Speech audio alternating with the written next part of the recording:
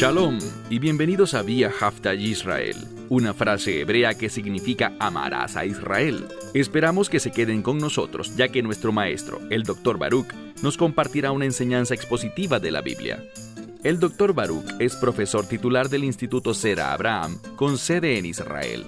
Aunque todos los cursos en el instituto se imparten en hebreo, el Dr. Baruch se complace en compartir esta enseñanza en inglés con doblaje al español. Para más información, visítenos en amarasaisrael.org o descargue nuestra aplicación móvil Mi Estudio Bíblico. Aquí está Baruch y la lección de hoy. Hoy vamos a ver cómo Dios nos advierte acerca del enemigo. He hablado mucho sobre el hecho de que hay un enemigo que quiere nuestra destrucción. Si buscamos su nombre, él es llamado el adversario. Y como les he dicho, él quiere traer adversidad a sus vidas. Y si no estamos comprometidos con la verdad, si no caminamos en la fe, si no deseamos la obediencia a la revelación de Dios, entonces estamos abriéndole nuestro ser a la influencia y los ataques y el daño que el enemigo quiere infligir en nosotros.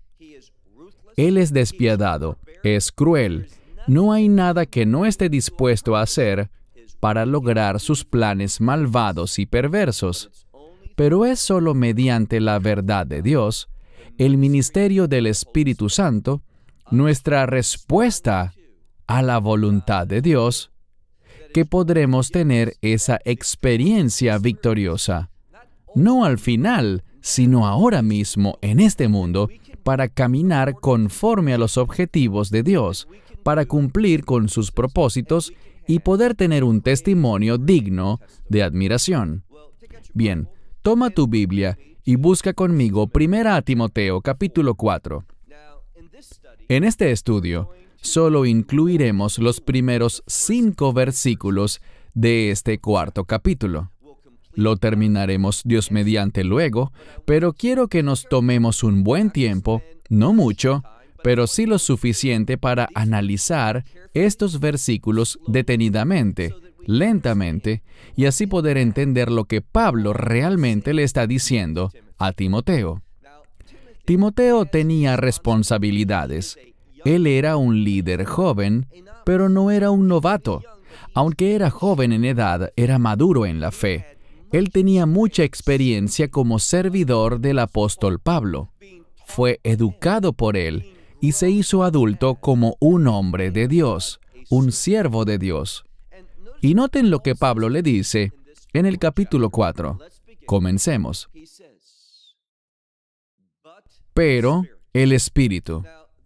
Esa primera palabra que traduje como pero es una conjunción que expresa un contraste. Una de las razones por las que sabemos que estamos empezando un nuevo capítulo es porque ahora se abordará un asunto totalmente diferente. Por tanto, si prestamos atención al lenguaje original, este nos ofrece pistas de cómo a veces los autores de una traducción hacen la división para un nuevo párrafo o un nuevo capítulo, es decir, los que designaron los capítulos y versículos porque sabemos que históricamente las Escrituras no tenían ningún tipo de puntuación, ni siquiera tenían separaciones entre palabras.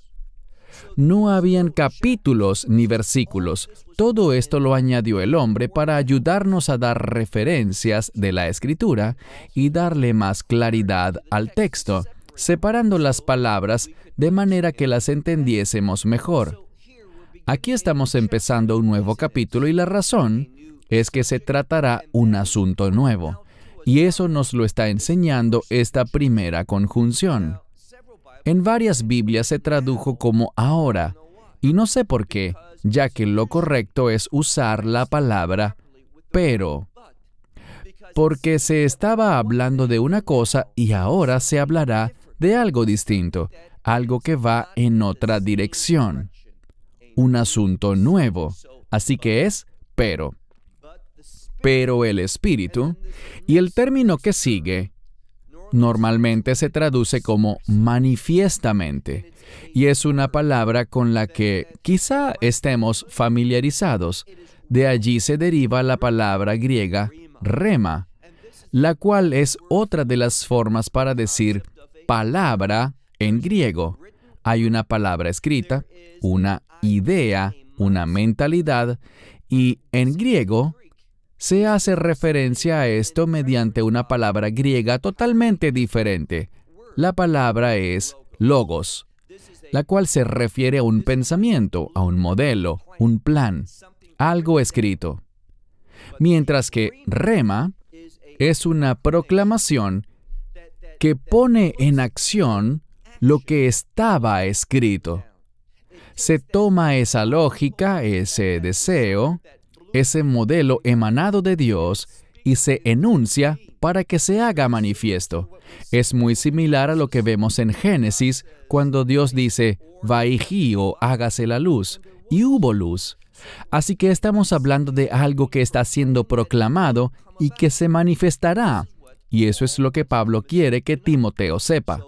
Sigamos leyendo. Dice, pero, y esto se refiere a que está hablando en contraste con las calificaciones del liderazgo que había hablado en el capítulo anterior. Este es un nuevo asunto. Pero el Espíritu manifiestamente dice. Esto tiene un énfasis. La palabra manifiestamente nos dice que esto es algo que debemos tener en cuenta y ante lo que debemos responder al presentarse. Y vean lo que dice, Espíritu. ¿Cuál es el propósito del Espíritu? Traer orden, el orden divino a nuestra vida. Y Pablo le estaba diciendo a Timoteo y a las congregaciones que están bajo su liderazgo, que y veremos esto en un momento, tenemos la frase, que en los tiempos finales. Esta es otra expresión referida a los últimos días. Esto habla de un tiempo de transición. Y creo que hay señales e indicadores proféticos de que estamos acercándonos a ese tiempo de transición, a los últimos días. Y hay muchas cosas que han de pasar. Vemos que están los dolores de parto, las guerras que van a suceder, todas esas hambrunas y pestilencias, terremotos, una variedad de cosas. Lo que debemos entender es que todo esto es para ocasionar inestabilidad y crear confusión. Y a menos de que conozcas la verdad y que te comprometas con la verdad, vas a estar confundido y te alejarás de donde Dios quiere que estés. Eso es lo que el adversario, Satanás, quiere hacer. Él quiere usar esa inestabilidad, hacerte entrar en pánico, hacer que quieras huir y te comportes de una manera que no refleja la confianza y la verdad de la revelación de Dios, para alejarte de la provisión de Dios, de su poder, de su presencia, y hacer que fallemos en vez de que tengamos ese testimonio de santidad. Dice aquí, pero el Espíritu manifiestamente dice que en los últimos días, y luego viene un verbo, es la palabra apostemai. ¿Por qué es importante? Bien, esto significa estar de pie aparte, estar apartado. Es un término que podríamos concebirlo como una partida, una salida. Es una palabra importante y tiene implicaciones en los tiempos finales. ¿Por qué? Pablo usa esta misma palabra en 2 a los Tesalonicenses capítulo 2, pero en forma de sustantivo, no como aquí que está como un verbo. Allá habla, en algunas Biblias aparece como la gran rebelión. Otros usan el término griego en su adaptación al español, la gran apostasía. Y a eso se refiere al decir que va a haber una partida, un alejamiento. Allí se habla de ese alejamiento y significa principalmente lo siguiente, que estábamos donde debíamos estar, pero hubo un alejamiento, un movimiento lejos de lo que era bueno hacia lo que es malo. Así que Pablo le decía a Timoteo que viera, y ellos tenían un sentido de inminencia con respecto a los últimos días, y todos deberíamos tener eso en todo momento. Pero ahora hay incluso una mayor indicación de que nos acercamos a esa transición. Así que en los últimos días, algunos, yo subrayaría esto, algunos se alejarán de la fe. Les he mencionado que siempre que veamos la palabra fe, el término que debe venir a nuestra mente es la verdad. La fe siempre es creer en la verdad. La fe no es solamente creer en algo, sino creer en la verdad de Dios, la cual es la única verdad. Así que llegará un tiempo, y esto va junto con esa apostasía que Pablo mencionó en 2 Tesalonicenses 2, en el que habrán algunos. ¿Y quiénes serán? Bueno, no hace mucho estudiábamos Primera de Juan, y allí vimos que él dijo que habían unos que se separaron de nosotros y no se quedaron con nosotros. Y su partida significa algo. Significa que no eran de nosotros. Y lo que eso implica es que nunca lo fueron. No eran verdaderos creyentes. Y el hecho de que no eran verdaderos creyentes se manifiesta con esta partida. Así que no se trata de personas que perdieron su salvación. No son creyentes que cambiaron de opinión sobre algo, sino que es la partida de falsos creyentes. Los que dicen, sí, yo creo. Ellos profesan o confiesan con su boca esa fe, pero no la tienen en el corazón. Y su salida de la fe demuestra que nunca fueron creyentes. Bien, sigamos. El Espíritu manifiestamente dice que en los tiempos finales algunos se apartarán de la fe. Ahora vamos a ver cuál es la consecuencia de apartarse de la fe, de no caminar en la verdad. Les diré algo.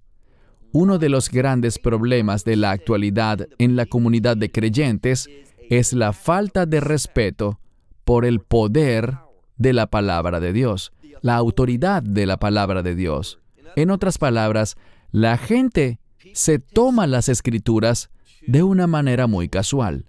Son descuidados con la palabra de Dios y eso trae consecuencias muy devastadoras. Vamos a ver de qué se trata. Cuando uno se aleja de la verdad, esa es una invitación, ¿para qué? Dice aquí, que ellos van a acoger, es decir, van a hacer caso, van a darle lugar, y lo interesante es que con su partida, ellos deben considerarse como que han acogido, vean lo que dice, espíritus de engaño. Y, obviamente, el contexto se refiere a espíritus inmundos. Dense cuenta de algo. Y recibimos muchos comentarios acerca de lo que he dicho sobre el rol de las mujeres como predicadoras, lo que he dicho en contra de eso, y sobre otros asuntos. A muchos no le gustó lo que se dijo con respecto a 1 Timoteo capítulo 2 y capítulo 3. No es lo que ellos están experimentando en su congregación local, lo que allí estarán afirmando, lo que se les ha enseñado o lo que creen correcto. Hay que estudiar a fondo para tener certeza, porque si te alejas de la verdad, esa es una invitación.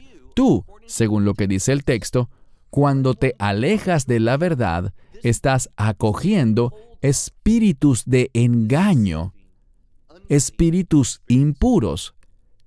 Y cuando haces eso, tu perspectiva se afecta. ¿Por qué lo digo? También dice en este mismo versículo, el versículo 1, que habrán doctrinas de demonios. Así que cuando uno se aleja de la verdad, cuando rechazas lo que Dios dice, estás invitando a espíritus de engaño y estarás adoptando doctrinas de demonios. Las doctrinas que los demonios quieren que tú implementes y apliques en tu vida. Esto es grave. Esta es una advertencia que Pablo le daba a Timoteo para motivar a la gente a que permanecieran fieles a la revelación de Dios, a que no dudaran de la palabra de Dios, a que no alteraran la palabra de Dios, a que no rechazaran la palabra de Dios. Porque cuando no tomamos la palabra de Dios como lo que es, habrán serias implicaciones, habrán consecuencias a las que no podrás enfrentarte, porque cuando rechazas la verdad, estás obstaculizando la acción del Espíritu Santo. Muchas veces me escriben preguntando, ¿cómo puedo obstaculizar yo al Espíritu Santo? Solo soy un hombre o una mujer. ¿Cómo puedo yo obstaculizar al Espíritu Santo? Esto no se refiere a que tú seas más poderoso o que puedas obstaculizar su acción por tu fortaleza física. Nada está más alejado de la verdad. Él está hablando de una ley espiritual. Cuando yo practico la infidelidad, cuando me aparto de la verdad, hay una ley espiritual que dice que el Espíritu Santo no va a bendecir eso, no te va a ayudar, no habrá su ministerio en tu vida porque has violado una ley bíblica, una ley espiritual. No es que tú lo obstaculices físicamente, sino que el Espíritu Santo está evaluando y dice, no me involucraré en la vida de esa persona para ese propósito, para lo que esa persona quiere hacer, lo que está haciendo en su vida, en su conducta. No seré parte de eso. ¿Quién es parte de eso? Uno o varios espíritus impuros y demonios, a esos a quienes estás invitando. Pasemos al siguiente verso, verso 2. ¿Qué pasa si te alejas de la fe? Noten lo que dice. Te moverás hacia la hipocresía. Y el siguiente es un vocablo formado por dos palabras, el término palabra, pero esta vez no es rema, sino logos, y hay un prefijo delante de esta palabra. Es una palabra compuesta, que significa aquello que es falso. Así que estarás caminando en hipocresía y estarás acogiendo palabras falsas. Es decir, recuerden que la palabra logos habla de lo que Dios ha dispuesto. Es como un modelo, unas instrucciones. Y lo que pasará es que estarás en hipocresía y como resultado de eso estarás siguiendo falsas instrucciones. Es como cuando la gente utiliza mapas para llegar a cierto lugar y el mapa que tienes está errado. No describe con exactitud lo que te vas a encontrar, lo que hay allí, porque es falso. Dense cuenta de que cuando me alejo de la verdad, voy a ver las cosas incorrectamente. Las instrucciones que recibiré, aquello en lo que basaré mis decisiones, todo eso será información defectuosa y falsa. ¿Y a dónde me llevará eso? Me llevará a donde el enemigo quiere que esté, en vez de a donde Dios quiere que esté. ¿Dios quería desde el principio que el pueblo pasara 40 años dando vueltas en el desierto? No quería eso, esa no era su voluntad, pero como ellos lo rechazaron, como ellos se alejaron de sus caminos, de su verdad, pasaron 40 años en el desierto para que esa generación falleciera y cesara de existir. Y no fue sino hasta que hubo una nueva generación, un nuevo pueblo, y eso es lo que debemos ver. Fue un nuevo pueblo, no el mismo, sino uno nuevo, el que entró a la tierra de Israel, que no eran los mismos que habían caminado en desobediencia y en idolatría. Dice aquí que cuando te alejas de la verdad, estás invitando a espíritus de engaño, adoptarás doctrinas de demonios, te hallarás miren el verso 2, en hipocresía, estarás siguiendo palabras falsas, instrucciones falsas, y vean lo que dice al final del verso 2. Dice, estas personas, está en plural, ellos están cauterizados. ¿Qué significa cauterizados? No ellos como tal, nos lo dirá en un momento. La propia conciencia de ellos. Esto es importante porque nos muestra algo. Al final del verso 2, se hace énfasis en la conciencia. ¿Por qué es importante? Como creyentes, Pablo no nos dijo, caminen según su conciencia. Debemos tener la conciencia limpia, pero no dijo que camináramos según nuestra conciencia. Él dijo, caminen en el Espíritu. Pero estos individuos no tienen al Espíritu Santo. Nunca han tenido al Espíritu Santo. Toda influencia espiritual que están experimentando proviene del enemigo. Proviene de espíritus de engaño. Proviene de influencias demoníacas. Por tanto, debido a su rechazo, recuerden cómo empezamos ese llamado a la adoración que hemos tenido, que está en Deuteronomio capítulo 30, verso 14, que dice que la palabra de Dios está en tu boca, está en tu corazón. En el contexto original, Moisés les leía la verdad de Dios. Ellos estaban hablando, ellos oyeron, ellos conocían la Torá. El problema es que no eligieron la instrucción de Dios. Y a causa de eso, vimos que hubo muerte, hubo un desperdicio de tiempo. Gente que no estaba donde Dios quería que estuvieran. No estaban haciendo lo que Dios quería que hicieran. Ese es el resultado. Todo un desperdicio. Volvamos a ese pasaje de la Escritura que dice que esos individuos tenían la conciencia cauterizada. La palabra que sale aquí es un término que se usa en el ámbito médico para una acción que se hace a una parte del cuerpo, tomando algo muy caliente como un hierro encendido o un instrumento médico que se pone encima y quema, cauteriza esa parte. ¿Y qué sucede? Ese calor destruye los nervios y esos nervios ya no pueden sentir nada. Debido a eso, podemos entender que una conciencia cauterizada ya no puede funcionar. Originalmente, Dios creó a toda la humanidad, tanto judíos como gentiles, y todos tienen una conciencia. La conciencia funciona. Esta puede entender hasta cierto punto la revelación de Dios. Puede discernir hasta cierto punto lo bueno de lo malo. Pero el Espíritu Santo en nosotros nos conduce en toda la verdad. Es un espíritu de justicia que funciona de manera superior a la conciencia. Pero estos individuos, dice aquí que tenían la conciencia cauterizada. Al ver esa palabra para estar cauterizado, hay dos aspectos importantes. Primero que todo, esto habla de un evento que sucedió en el pasado. Sigue siendo cierto en el presente y esa condición se mantendrá indefinidamente. ¿Por qué? Está en tiempo perfecto. Sus conciencias fueron cauterizadas en algún momento en el pasado, siguen estando así y seguirán cauterizadas por siempre.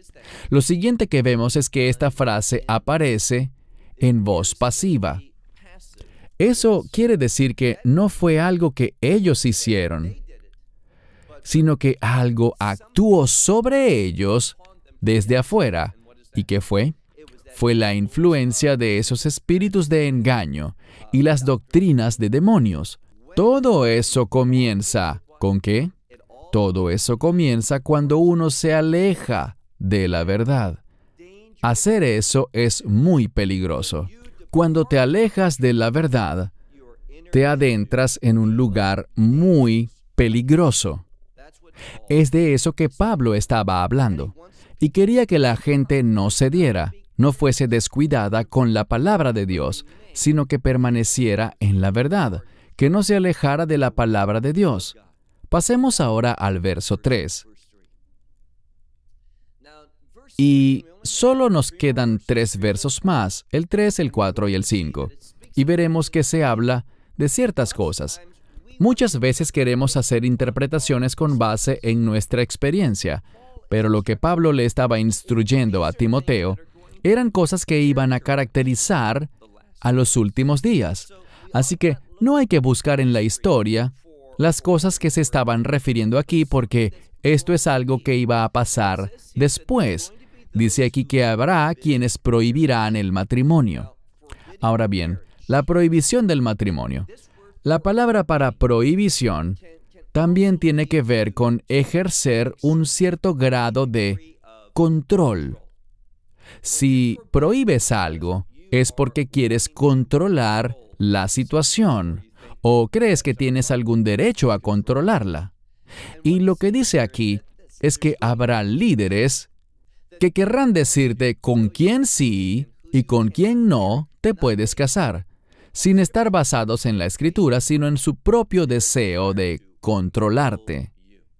Ellos van a querer que tú, finalmente, te sometas a ellos, no a la verdad de Dios, sino a ellos. Esto es lo que dice. Y en algo tan básico como lo es el matrimonio. Y hoy en día, yo me asombro al enterarme de que hay líderes de congregaciones en ciertos lugares en los que la gente incluso debe pedir permiso. Recuerdo algo que pasó no hace mucho. El líder le dijo a una pareja: quiero comprobar si realmente están comprometidos el uno con el otro. Quiero que durante 6 meses no se hablen, no se escriban, no se envíen mensajes de texto, no hablen por teléfono, nada. Si obedecen esto al pie de la letra y pasan 6 meses sin ningún tipo de contacto entre ustedes, pueden venir y testificar ante Dios que mantuvieron esos 6 meses de separación, y entonces los casaré. ¿Dónde está eso en la Biblia? ¿Por qué ponerles esos obstáculos a las personas? ¿Por qué intervenir así? ¿Dónde dice que tenemos esa autoridad? Y a esto se refiere aquí. Él hablaba de líderes que se apartarán de la autoridad de las Escrituras y harán sus propias reglas sobre quiénes podrán casarse. Si es que puedes casarte, y también dice, abstenerse de alimentos. Y debemos tener cuidado porque muy a menudo vemos traducciones deficientes. Y esas traducciones deficientes suelen hacerse porque tienen una indiferencia ante la palabra de Dios. Y dijeron lo que ellos querían decir o lo que ellos superficialmente creyeron que decía allí. Muy a menudo los traductores recurren a su bagaje cultural para trasladar el texto bíblico hacia el idioma de destino. Voy a traducir esto de una manera muy literal. Aquí está hablando de no acoger, no recibir alimentos, así que prohíben casarse y podría decirse que se abstendrán de alimentos que Dios creó para ser recibidos. Ahora bien, este es el problema. La gente al leer esto dice lo siguiente. Se trata de un versículo que parece decir lo siguiente, pero no es así. La gente quiere que esta escritura diga, Dios ha creado todos los alimentos para que sean recibidos por nosotros. Pero no dice eso. Si lo lees con atención, dice esto. Dios ha creado, y si tu Biblia dice para ser recibidos, eso está mal. ¿Por qué?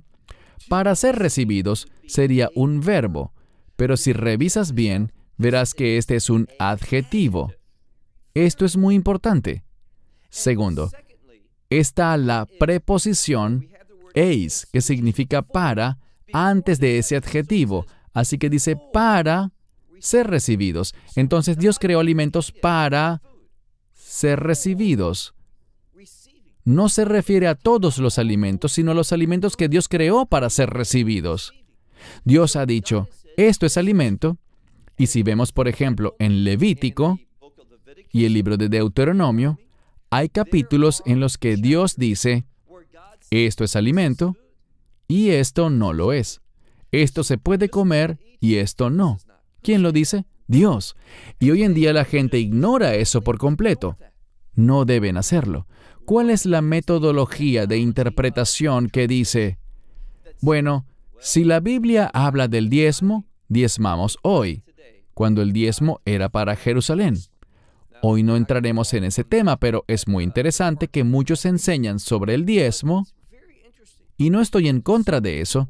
Es un principio maravilloso que nosotros como creyentes deberíamos aplicar incluso con mayor generosidad, más compromiso, ser más sueltos con nuestros recursos. Pero es interesante, y hay un pastor en Texas que dice, si no diezmas, estás abriéndole tu vida a los demonios. Me pregunto si también diría, pero esa misma Torá que enseña sobre el diezmo, dice que si comes un animal impuro, estás dejando que los demonios entren en tu vida. ¿Creen que predicaría ese mensaje? No lo creo. Lo que hay que buscar es que haya consistencia en el método de la interpretación de las Escrituras. Sigamos leyendo, dice aquí.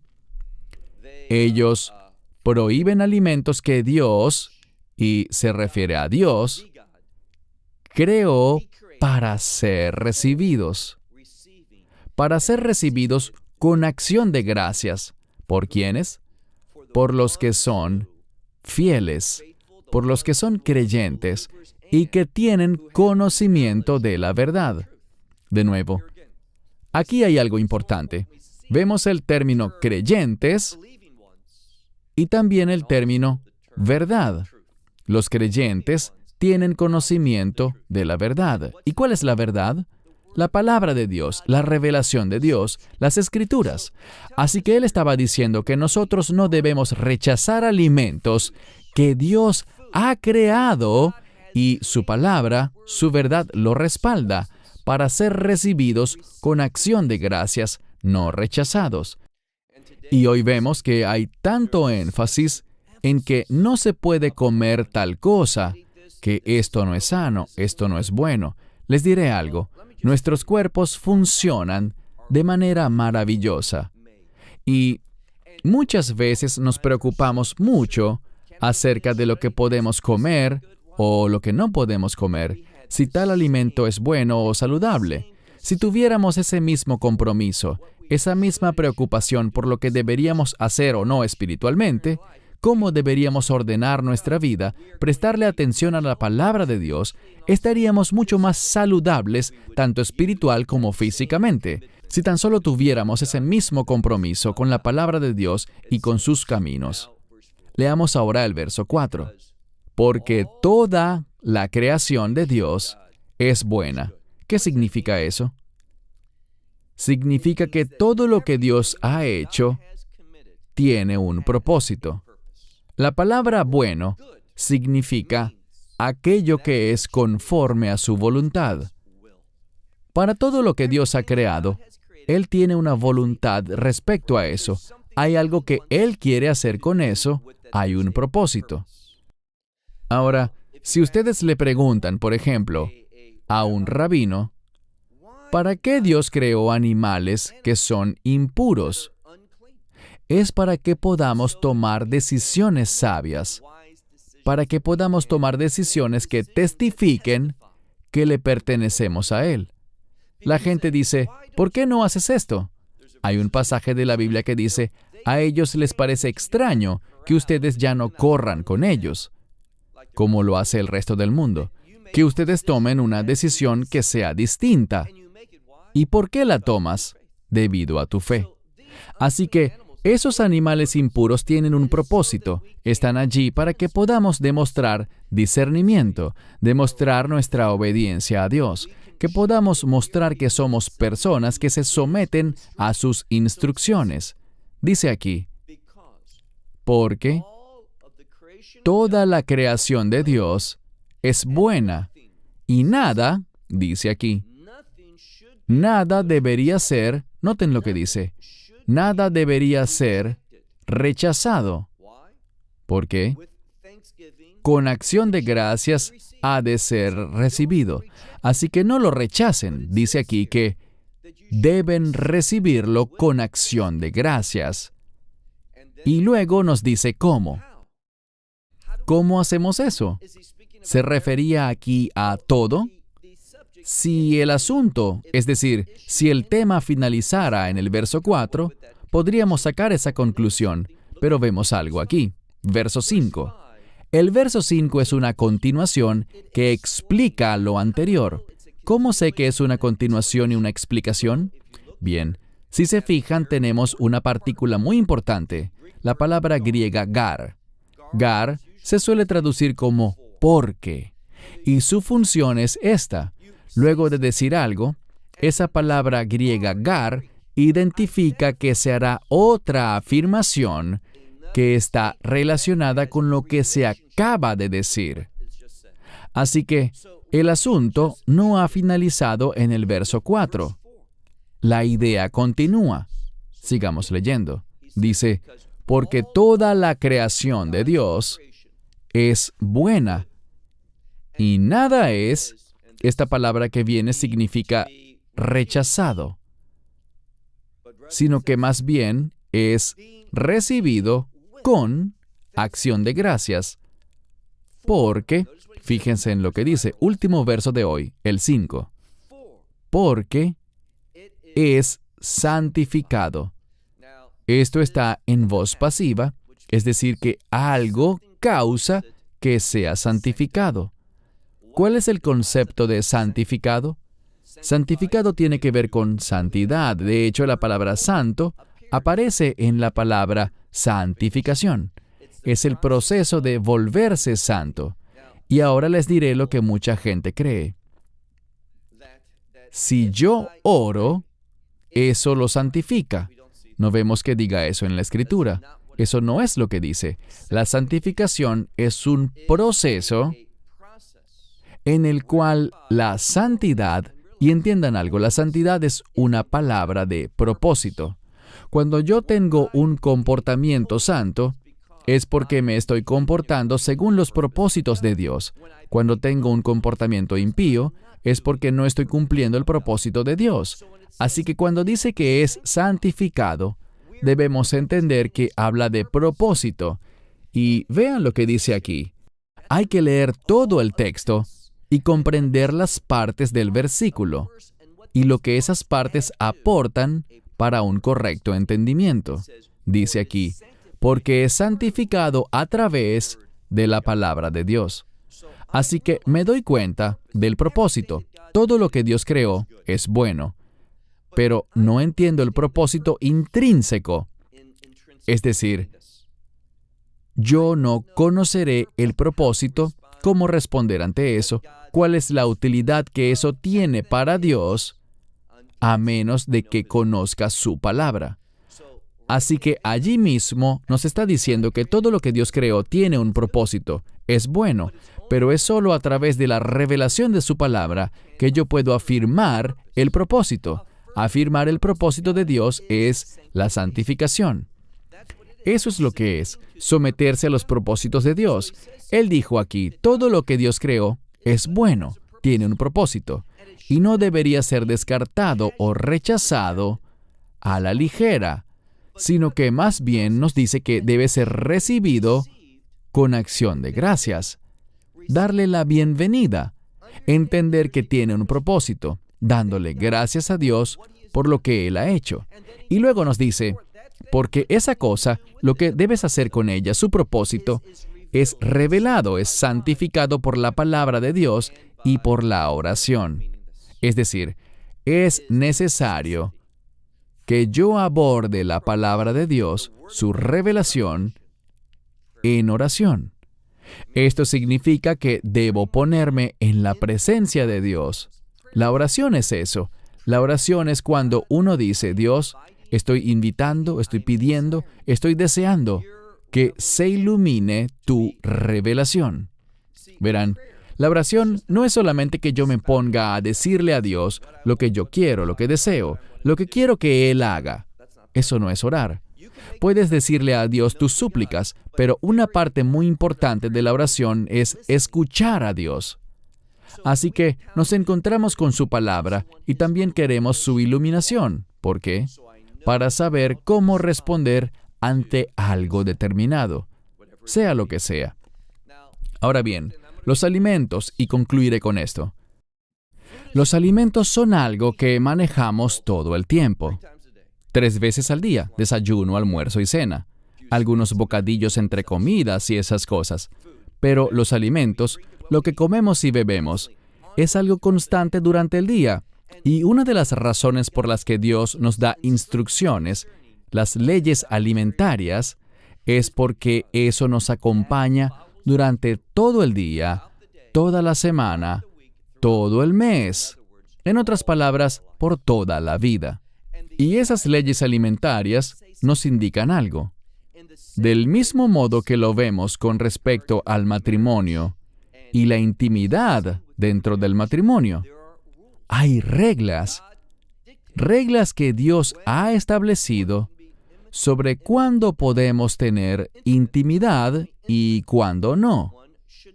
No analizaremos eso ahora, porque no es el tema al cual estamos refiriéndonos, pero hay veces en las que Dios prohíbe que el marido y la mujer se unan. Sabemos que está ese tiempo habitual de separación, y otro es para la oración. Eso es lo que Pablo dijo en el Nuevo Testamento. Pero los alimentos nos enseñan a diario, varias veces al día, a ejercitar y tomar decisiones según las instrucciones de Dios. Así que, cuando vemos las kashrut, las leyes alimentarias, no solo están allí para nuestra salud física. ¿Este alimento es bueno? ¿Es saludable? En su mayoría, las leyes alimentarias no hablan de la salud física, sino de la salud espiritual. Ellas me recuerdan, cada vez que abro la boca para beber algo o alimentarme, que Dios es el que toma mis decisiones, que me someto a sus instrucciones, que yo ordeno mi vida en base a lo que Él ha dicho, y le doy las gracias y lo alabo, y oro buscando su influencia en mi vida, su consejo, para no alejarme de la verdad. ¿Por qué razón? Espero que lo sepan a estas alturas. Cuando me alejo de la verdad, estoy invitando la influencia del enemigo, la influencia demoníaca y de espíritus impuros a que entren en mi vida. Pablo, en esta primera parte del capítulo 4, ha descrito para Timoteo varios principios espirituales muy importantes para garantizar el crecimiento y la seguridad espiritual. Y recuerden el contexto, y con esto cerraré. El contexto es el siguiente, y esto se manifestará en los últimos días, en los tiempos finales. Debemos tener discernimiento, debemos tener un testimonio que diga que Dios es quien ordena mi vida, que Dios toma mis decisiones y me someto a eso. Yo acepto las decisiones de Dios. Eso será de vital importancia en los últimos días. Cierro con eso. Hasta la próxima semana, cuando continuaremos con más estudios de la Palabra de Dios. Shalom, desde Israel. Shalom from Israel. Esperamos que te hayas edificado con el mensaje de hoy y lo compartas con otros. Te invitamos a seguir nuestros estudios cada semana por este canal y por el portal de YouTube de Amarás a Israel. También puedes descargar nuestra aplicación móvil gratuita, Mi Estudio Bíblico. Finalmente, para obtener más información sobre nosotros, visita nuestra web amarasaisrael.org, donde encontrarás otras conferencias de Baruch en audio, video y texto. Hasta el próximo programa. Que el Señor te bendiga en Yeshua HaMashiach, Jesús el Mesías, mientras caminas con Él. Shalom desde Israel.